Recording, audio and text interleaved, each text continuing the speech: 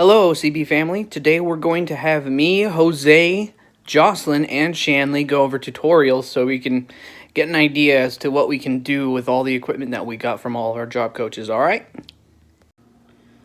We got our sets of worksheets right over here. We've got Color the Cat. It's giving us instructions to trace and write the uppercase letters that, in my opinion, it seems like it's all the uppercase letters that are on the worksheet, but feel free to look around and check it out. We also have the option of coloring the two dogs. Personally, I would do this one purple and this one brown, but that's just me. Then we've got the butterfly, find the ball. Oop, spoiler alert, I'm not going to show you that one. And then we've got color the three buckets.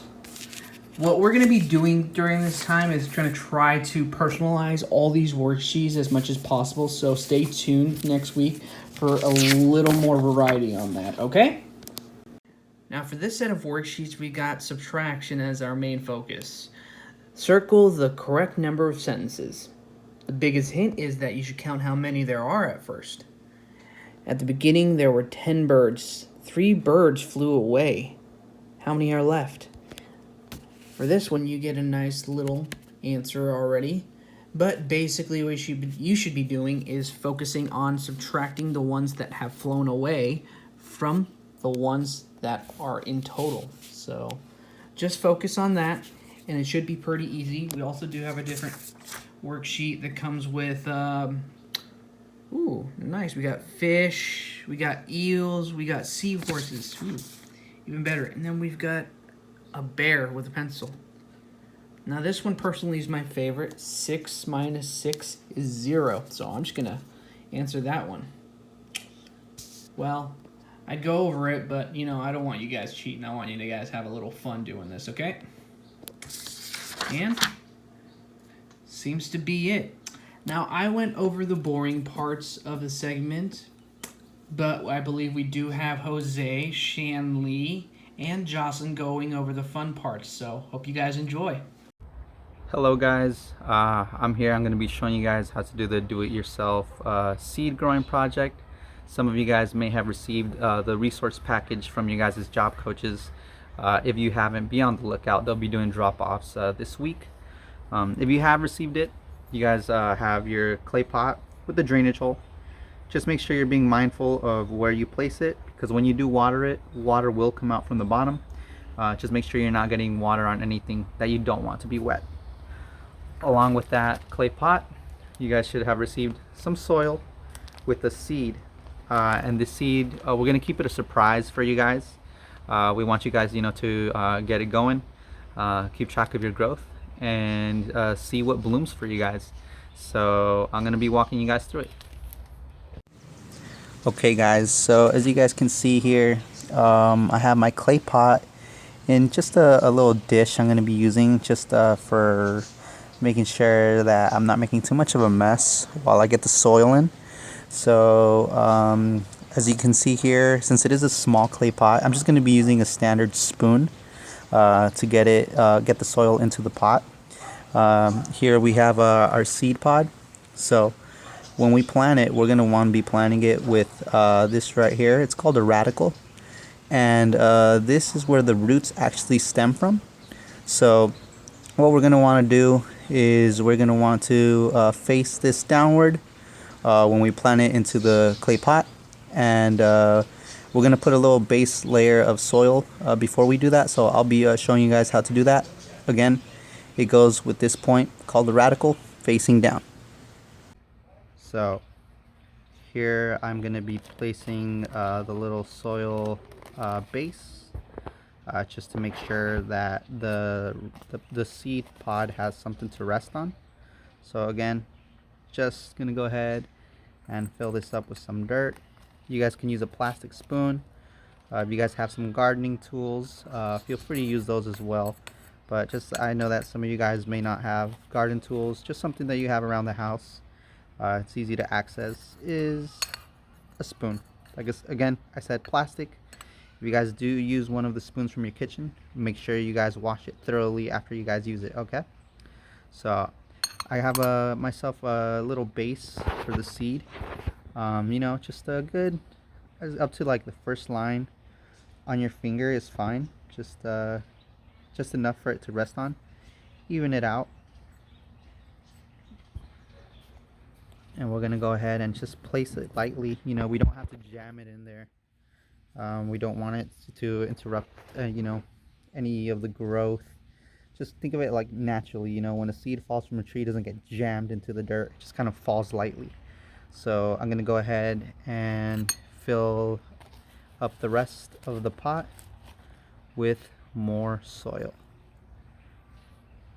If you guys need to grab more soil, you know, any soil that you guys have, maybe ask your parents, or see if you guys can find an area in your house or your backyard where you guys have some soil. You know, just about any soil will do. We've been getting a lot of rain out here in California, so your soil should have a good amount of nutrients. So there we go. We got some of our soil planted and it should be good to go. Let me just show you guys on a different angle what it should look like. So this is what it looks like from this angle. Once I've put all the soil, you know, I'm not going to fill it up to the brim. You guys can take your spoon and pat out the soil a little bit, just so that when you water it, it does hold the moisture. If you guys do need more soil, ask your parents, see maybe if they have some quality garden soil that they have purchased from a store. Or we have been getting a lot of rain out here in California, so you know the soil right now is very nutrient rich. So you may find an area in your house or your garden, borrow some soil. Be sure to ask before you start digging any holes anywhere.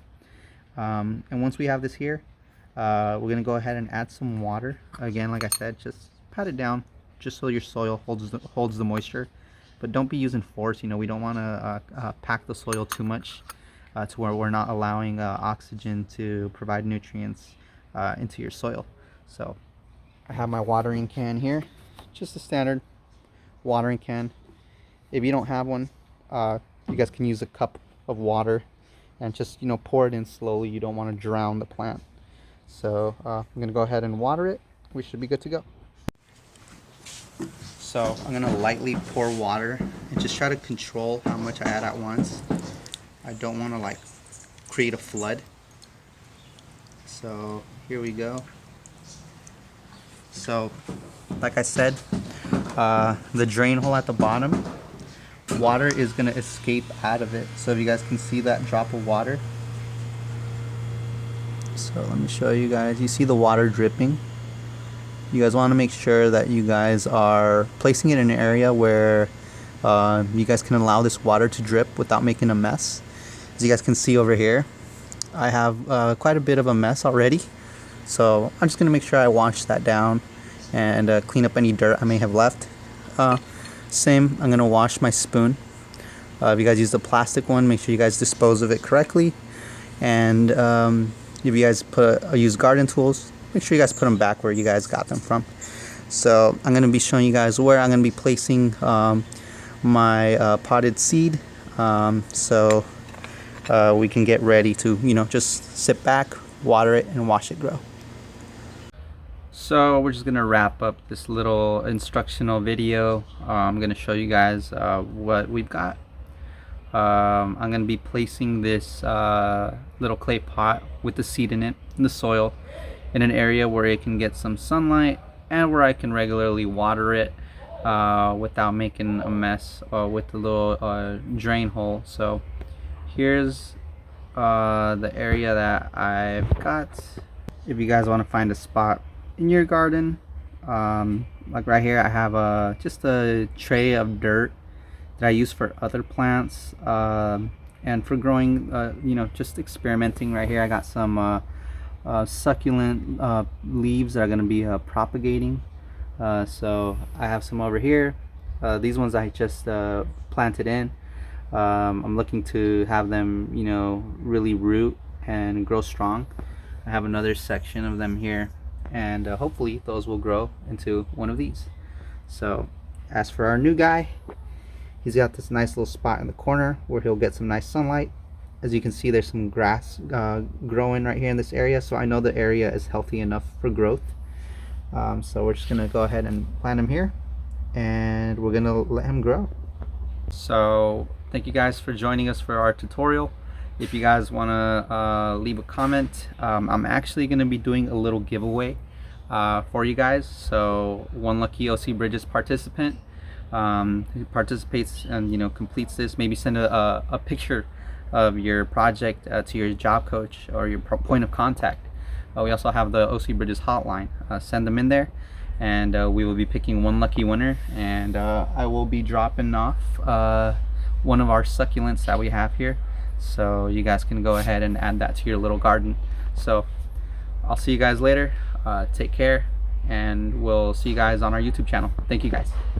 And lastly, we have Jocelyn, and she decided to get a little creative with her Play-Doh. She made a little butterfly, and for the first time ever, we are presenting a nice little stop-motion art segment. So, hope you guys enjoy, and feel free to pause in between each segment if you need to see things step by step. That's what I'm going to be doing, so next time we'll make sure to add some narration to make sure everything runs a little smoothly, but in the meantime, enjoy, guys. Hey OCB fam, today I'll be showing you how to make a Play-Doh butterfly just like this one. Now, let me start all over just for you guys.